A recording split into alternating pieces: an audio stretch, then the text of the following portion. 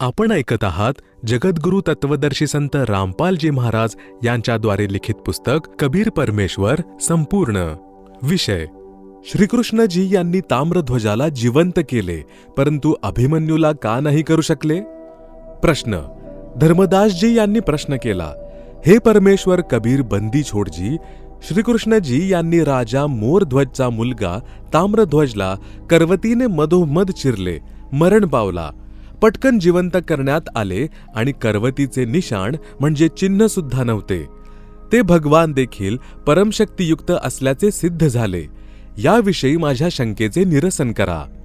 उत्तर: कबीर परमेश्वरजी म्हणाले, हे धर्मदास, राजा मोरध्वजचा मुलगा ताम्रध्वजला तर भगवान श्रीकृष्णजी यांनी जिवंत केले, परंतु आपला सख्खा भाचा सुभद्रेचा मुलगा अभिमन्यूला जिवंत नाही करू शकले. श्रीकृष्णजी यांच्या डोळ्यांमध्ये अश्रू होते. सुभद्रा रडत होती. पांडवांचा वंश नष्ट होत होता. कारण कबीर परमेश्वरजी म्हणाले, हे धर्मदास, ताम्रध्वजाचे श्वास म्हणजे आयुष्य शिल्लक होते, म्हणून श्रीकृष्णजी यांनी ताम्रध्वजाला जिवंत केले. अभिमन्यूला जिवंत नाही करू शकले, कारण अभिमन्यूचे श्वास शिल्लक नव्हते, त्याचे आयुष्य शिल्लक नव्हते. या देवता कर्मांच्या लिखाणात बदल करू शकत नाही. शरीराला कापून जोडणे हे तर या देवांच्या म्हणजे ब्रह्मा, विष्णू तसेच शिवजी यांच्या डाव्या हाताचे काम आहे.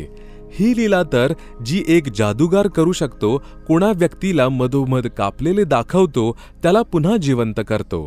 परंतु पूर्ण परमात्मा आयुष्य सुद्धा वाढवून देतात.